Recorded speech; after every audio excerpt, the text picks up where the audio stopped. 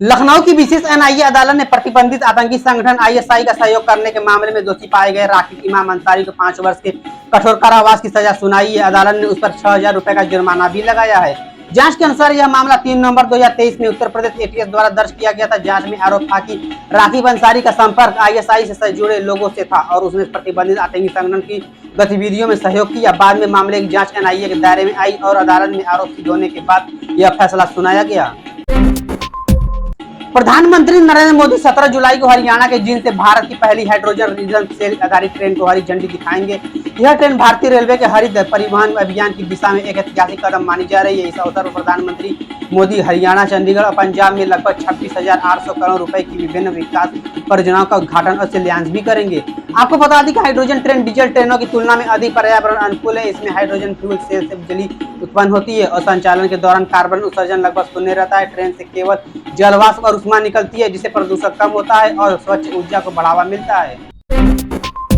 America ने Brazil से आने वाले कुछ आयातित उत्पादों पर 25% टैरिफ लगाने का ऐलान किया है। अमेरिकी विदेश मंत्री मार्को रूबियो ने कहा कि ब्राजील की सरकार ने व्यापार वार्ता सकारात्मक सहयोग नहीं किया और निष्पक्ष समझौते की दिशा में पर्याप्त प्रयास नहीं किए। रिपोर्टों के अनुसार यह नया टैरिफ 22 जुलाई 2026 से लागू होगा। हालांकि काफी बीज, संतरे, ऊर्जा उत्पादों और एरोस्पेस से जुड़े कुछ सामान को इस शुल्क से छूट दी गई है ताकि आपूर्ति श्रृंखला पर बड़ा असर न पड़े। गुजरात के अहमदाबाद में भगवान जगन्नाथ, बलभद्र और सुभद्रा की 149वीं ऐतिहासिक रथ यात्रा का गुरुवार को भव्य शुभारंभ हुआ। यह यात्रा शहर जमालपुर स्थित 400 वर्ष पुराने श्री जगन्नाथ मंदिर से पारंपरिक विधि विधानों के साथ निकाली गई। हजारों श्रद्धालु सुबह से ही दर्शन और रथ यात्रा में शामिल होने के लिए उमड़ पड़े। यात्रा की शुरुआत से पहले केंद्रीय गृह मंत्री अमित शाह ने मंदिर में मंगला आरती की, जबकि गुजरात के मुख्यमंत्री भूपेंद्र पटेल ने परंपरागत पहल विधि निभाई। यात्रा मार्ग पर 30,000 से अधिक पुलिस कर्मियों, ड्रोन, एआई आधारित निगरानी प्रणाली, सीसीटीवी कैमरे और अन्य आधुनिक सुरक्षा उपकरणों की तैनाती की गई थी। अर्जेंटीना ने फीफा विश्व कप 2026 से सेमीफाइनल में इंग्लैंड को 2-1 से हराकर लगातार दूसरी बार विश्व कप फाइनल में अपनी जगह पक्की कर ली। इंग्लैंड ने मैच में पहले बढ़त बनाई। इस जीत के साथ अर्जेंटीना अब 19 जुलाई को होने वाले विश्व कप फाइनल में स्पेन का सामना करेगा। वहीं इंग्लैंड को तीसरे स्थान के मुकाबले में अब फ्रांस से सामना करना पड़ेगा। ओडिशा के पुरी में विश्व प्रसिद्ध श्री जगन्नाथ यात्रा 2026 का गुरुवार 16 जुलाई को शुभारंभ हुआ। भगवान जगन्नाथ, बलभद्र और सुभद्रा को पारंपरिक अनुष्ठानों के बाद रथों पर विराजमान कर श्री मंदिर से गुंडीचा मंदिर की ओर रवाना किया गया। इस पावन अवसर पर पूरे देश विदेश से लाखों श्रद्धालु पुरी पहुंचे और भगवान के दर्शन कर रथ खींचने का सौभाग्य प्राप्त किया। रथ यात्रा के दौरान परंपरागत छेरा पहरा की रस्में भी निभाई गई।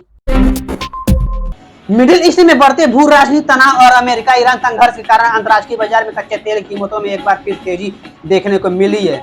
ब्रेंट क्रूड लगभग $85 प्रति बैरल के आसपास बना हुआ है, जबकि WTI क्रूड भी करीब 79 से $80 प्रति बैरल पर कारोबार कर रहा है। तेल की कीमतों में यह उछाल मुख्य रूप से पश्चिम एशिया में बढ़ते भू राजनीतिक तनाव और आपूर्ति बाधित होने की आशंकाओं के कारण आया है।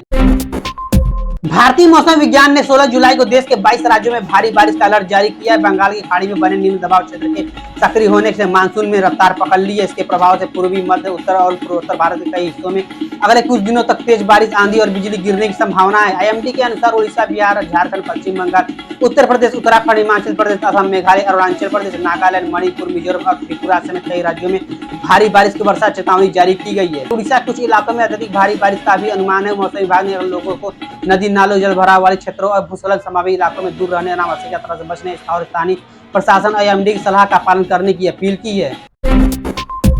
हर वर्ष 16 जुलाई को विश्व सर्प दिवस मनाया जाता है। इस दिन का उद्देश्य लोगों में सांपों के प्रति गलत फहमी धारणाओं को दूर करना, उनके संरक्षण के प्रति जागरूकता बढ़ाना और पारिस्थितिक तंत्र में उनकी महत्वपूर्ण भूमिका के बारे में जानकारी देना है। भारत में 300 से अधिक प्रजातियों के सांप पाए जाते हैं, जिनमें किंग कोबरा, भारतीय cobra, Russell viper, common grant और इंडियन रॉक पाइथन जैसी प्रमुख प्रजातियां शामिल हैं। सांप खेतों और जंगलों में चूहों जैसे जीवों की संख्या नियंत्रित कर पर्यावरण का संतुलन बनाए रखने में महत्वपूर्ण भूमिका निभाते हैं। विशेषज्ञों का कहना है कि अधिकांश सांप बिना उकसावे के इंसानों पर हमला नहीं करते। यदि यहाँ कहीं सांप दिखाई दे तो उसे मारने के बजाय स्थानीय वन विभाग या प्रशिक्षित स्नेक रेस्क्यू टीम को सूचना दें। भारत सरकार ने इंस्टाग्राम पर बच्चों के यौन शोषण से जुड़े विज्ञापनों के मामले में सख्त रूप अपनाते हुए मेटा को नोटिस जारी किया है, जिस पर कंपनी ने हाल ही में अपना जवाब सौंपा है और मंत्रालय इसकी गहनता से जांच कर रही है।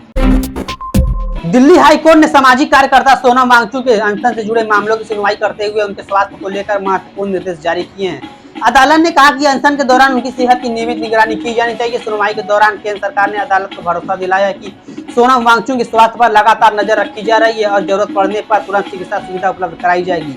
कोर्ट ने प्रशासन से कहा कि डॉक्टरों की टीम रोजाना स्वास्थ्य परीक्षण करे और यदि उनकी स्थिति बिगड़ती है तो तत्काल आवश्यक चिकित्सा सहायता दी जाएगी। हालांकि अदालत ने फिलहाल सोनम वांगचुक का अंतिम समाप्त कराने का कोई आदेश नहीं दिया है। अगर ये वीडियो अच्छी लगे तो हमारे चैनल को सब्सक्राइब करना, वीडियो को शेयर करना बिल्कुल भी न भूलिएगा।